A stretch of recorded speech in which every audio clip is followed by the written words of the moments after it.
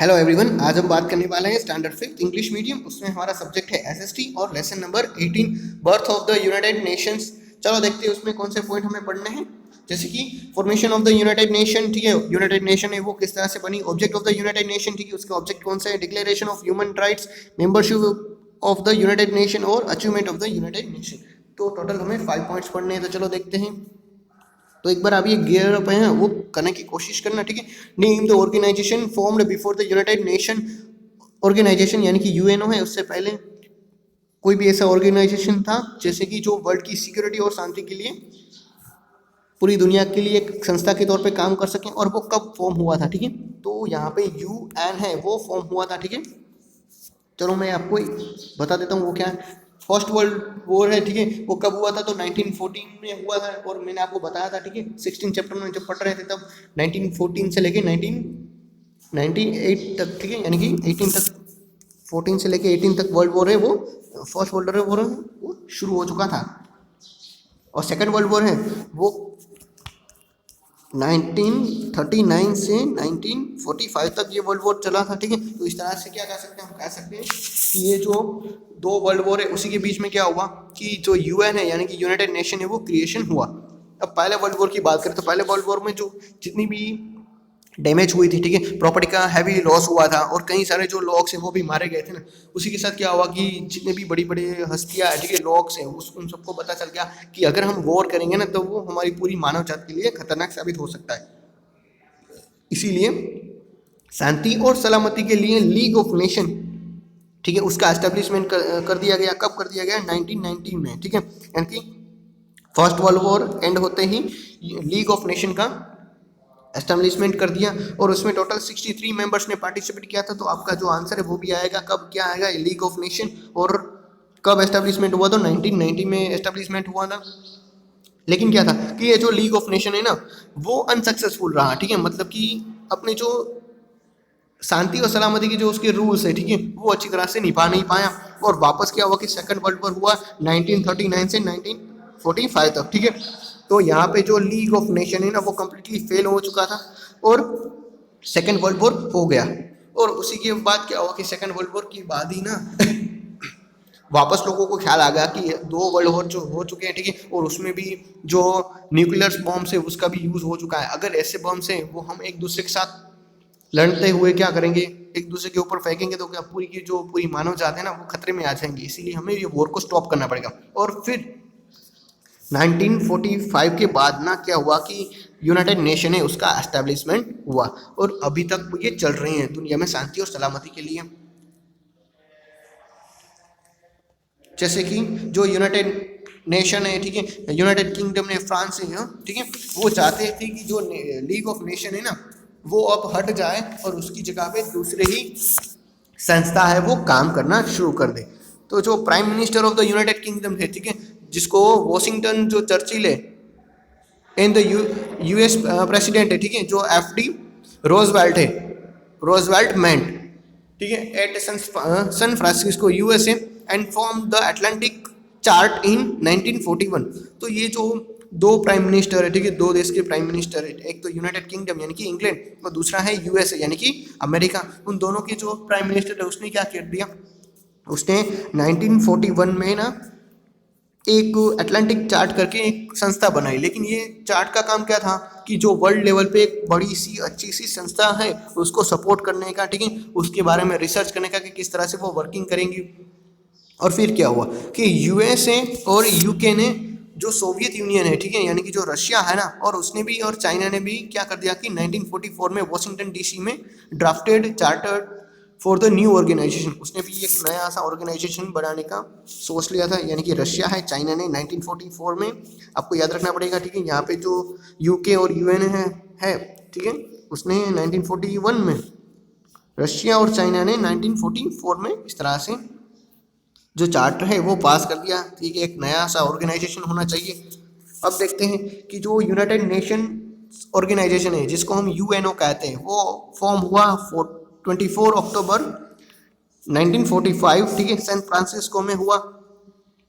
और फिर उसी दिन को ना यूनाइटेड नेशन डे भी कहा जाता है, ठीक है, और पूरे वर्ल्ड में इसको सेलिब्रेटेड भी किया जाता है। यानी कि इन दोनों बार प्रयास करने के बाद ना यूएन है, ठीक है, उसका एस्टेब्लिशमेंट हुआ, और ताकि क्या हो सके कि वर्ल्ड में पीस और जो सिक्योरिटी है ना वो मेंटेनेंस हो सके, ठीक है। और उसमें फर्स्ट टाइम ना जो 50 कंट्री है यानी कि 50 देश के लोग हैं ना वो कंटिन्यूसली 33 डे तक सैन फ्रांसिस्को में आए हैं, ठीक है। उसने यूएन का जो फ्रेम है वो कर दिया, अपने जो नियम से वो बनाना शुरू कर दिया था, और उसके ऑब्जेक्टिव और प्रिंसिपल से वो भी डिसाइडेड कर लिए गए थे। आज यूएन है वो न्यूयॉर्क में है, ठीक है, यूएसए में आया हुआ है। अब चलो देखते हैं objective of the United Nation, ठीक है, यूनाइटेड नेशन है उसके ऑब्जेक्टिव क्या है। Promote and maintenance international peace and security, ठीक है, अंतर्राष्ट्रीय जो शांति और सलामती है वो अच्छी तरह से देखने का काम है, ठीक है। फिर protect the future generation from the scourge of the war, ठीक है, जो नई जनरेशन है, जो फ्यूचर की जनरेशन है उसको वॉर से अलग रखना, उसको वॉर से प्रोटेक्ट करना, यानी कि वॉर होने ही नहीं देना।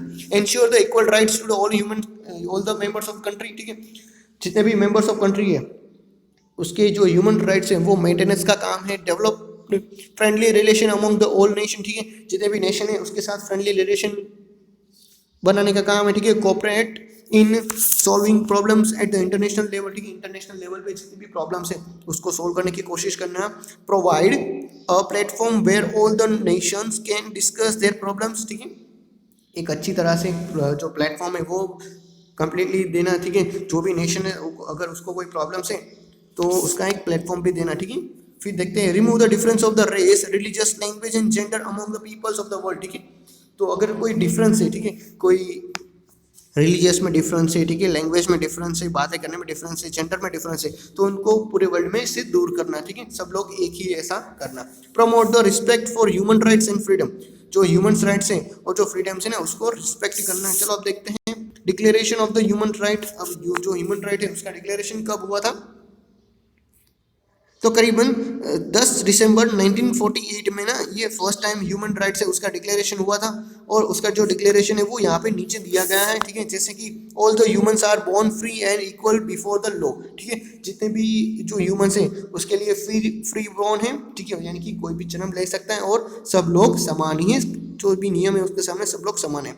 Right to education and work, उसको अपना एजुकेशन और वर्क करने का अधिकार है, ठीक है, कहीं पर भी वो घूम सकते हैं, किसी भी गॉड है उसकी वर्शिप कर सकते हैं, प्रार्थना कर सकते हैं, ठीक है। एक्सप्रेस ऑफ व्यू, ठीक है, वो अपने व्यू से वो एक्सप्रेस कर सकते हैं। स्पीच एंड राइटिंग, वो अपनी भाषा बोल सकते हैं, लिख सकते हैं।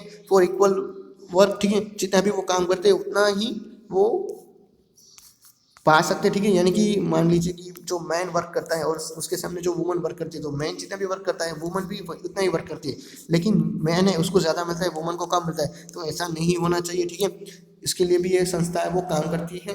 No discrimination on the basis of the race religious और जेंडर, ठीक है, किसी भी लोगों के साथ हमें क्या करना है, कोई भी जो धर्म है, ठीक है, उसकी जो स्किन कलर है, कोई जेंडर है, उससे हमें कोई भी डिस्क्रिमिनेशन नहीं करना है, यानी कि कोई भेदभाव नहीं करना है। Freedom to marry according to the one's wish, ठीक है, एक मतलब कि अगर सामने वाले की इच्छा है तो आप उसके साथ मैरिज भी कर सकते हो, ठीक है, मतलब कि मैरिज करने में भी कोई ऐसी बाधाएं नहीं है। तो इस तरह से जो ह्यूमंस के राइट्स है वो बने हुए थे। चलो अब देखते हैं membership of the United Nation, ठीक है, तो यूनाइटेड नेशन है उसमें मेंबरशिप किस तरह से आगे बढ़ती गई। जब वो फॉर्म हुआ ना तब 51 नेशन है उसने साइन किया था मेंबरशिप के लिए, लेकिन आज करीबन उसके पास 193 मेंबर्स हैं, ठीक है। The UN and its agency are working together for the peace and progress in the world, ठीक है, तो UN और उसके साथ जितनी भी नई संस्थाएं हैं ना वो देश की और पूरी दुनिया की शांति और सलामती के लिए ही वर्क करती है, ठीक है। These countries have to accept the principle and the aims of the UN chart, ठीक है, तो ये जो यूएन संस्था है ना वो यूएन के द्वारा जितने भी चार्ट्स बनाए गए हैं ना उसका पालन करती है और उसी की तरफ फॉलो भी करती है। चलो अब देखते हैं achievements of the United Nation, ठीक है, यूनाइटेड नेशन है उसकी अचीवमेंट्स क्या है। तो पहला अचीवमेंट तो यही है कि अब तक उसने पूरी दुनिया में शांति और सलामती करके रखी हुई है, ठीक है। साथ साथ ये बात करें तो जितनी भी इंटरनेशनली जो प्रॉब्लम्स है उसका भी डिस्ट्रीब्यूट किया हुआ है, मतलब कि जितना भी प्रॉब्लम्स आया हुआ है उसका सॉल्यूशन अच्छी तरह से दिया हुआ है। United nation also undertook the peacekeeping operations in Congo यानी कि जायरिया एंड द वेस्ट एशिया, तो जो भी शांति के लिए यूनाइटेड नेशन ने कई सारे ऑपरेशन भी चलाए हुए हैं, जैसे कि कोंगो यानी कि जो जारिया है, ठीक है, वहाँ पर भी ऐसे ऑपरेशन चलाए हुए हैं, और जो एशिया है ना, वेस्ट एशिया, वहाँ पर भी ऐसे ऑपरेशन चलाए हुए हैं ताकि लोग है वो शांति और सलामती से जी सके, ठीक है। तो इस तरह से यूएन है वो वर्किंग कर रहे हैं। चलो बच्चों माइलस्टोन देखने की कोशिश करते हैं। तो यूनाइटेड लीग है उसका एस्टेब्लिशमेंट कब हुआ था? 1929 में। तो ये सेंटेंस गलत है, उसका एस्टेब्लिशमेंट हुआ था 1990 में, ठीक है। 25 October is celebrated as the United Nation day, तो ठीक है ये भी सेंटेंस गलत है, 24 अक्टूबर आता तो सही होता। The declaration of the human rights was adopt on 10th दिसंबर 1948, ठीक है। तो ह्यूमन राइट जो डिक्लेरेशन है वो 10th दिसंबर को 1948 में लिया गया था, तो ये सही बात है। At the present UN has more than 200 members country, ठीक है। तो यूएन के पास आज 200 से भी ज़्यादा देश है, तो ये गलत है, 193 मेंबर्स ही है। तो इसी के साथ बच्चों हमारा लेसन नंबर 18 कंप्लीट होता है। Thank you.